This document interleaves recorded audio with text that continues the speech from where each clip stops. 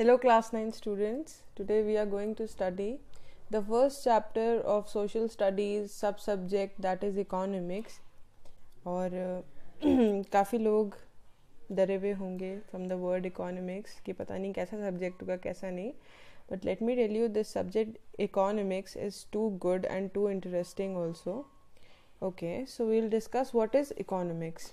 See, all the study related to money matters, whether on individual level or on altogether level, is considered to be studied under economics.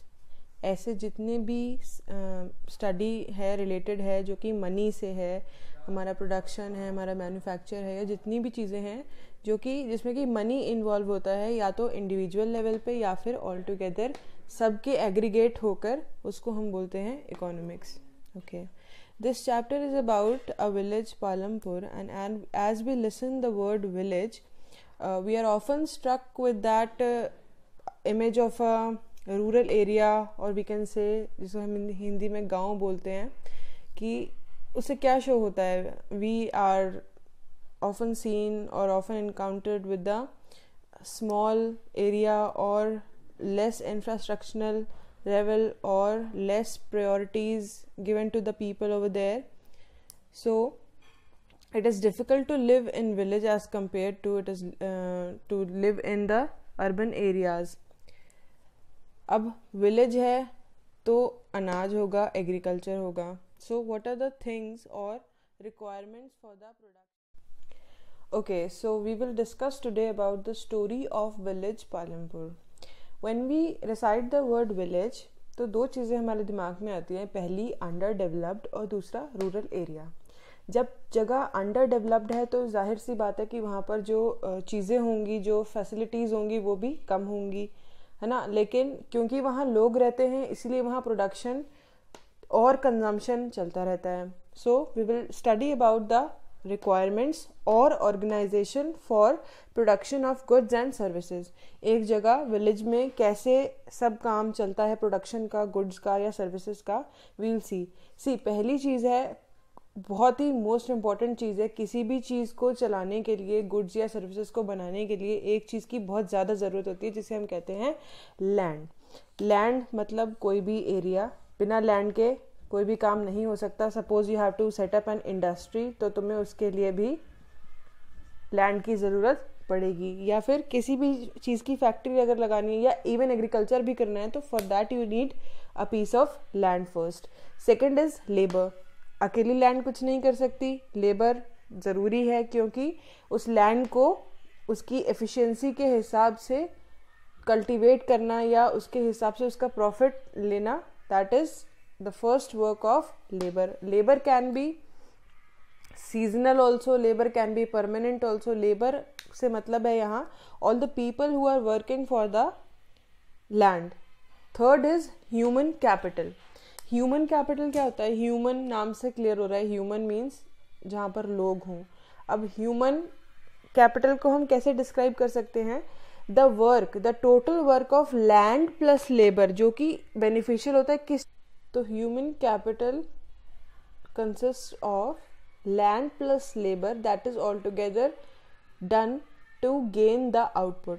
अब land और labour तो हमने output के लिए लगा दिया, लेकिन ह्यूमन को उस चीज से कैसे जोड़ेंगे?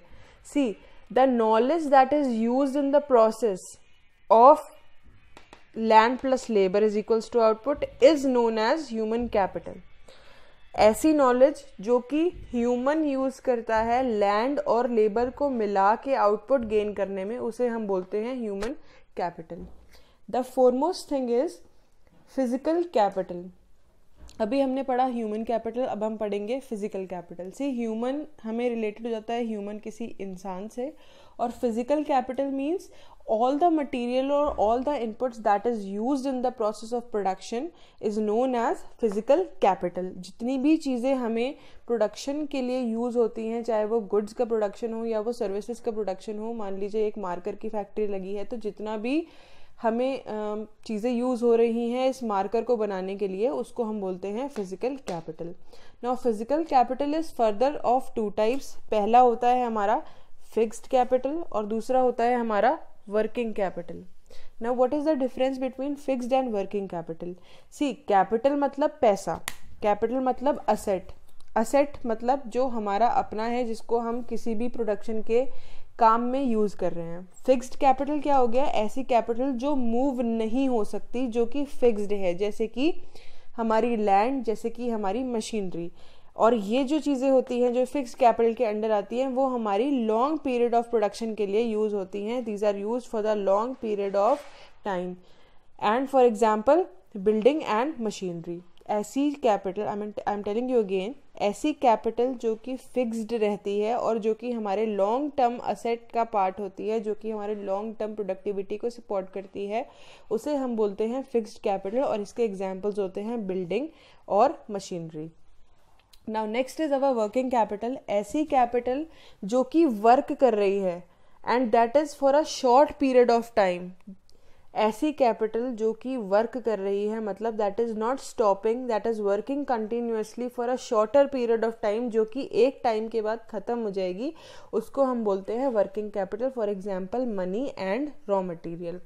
Imagine we have to prepare this marker and for example if we see for the working capital, so we require money जो कि इसका raw material खरीदने के लिए आएगा, and all the things that are required for the production for a short period are known as working capital.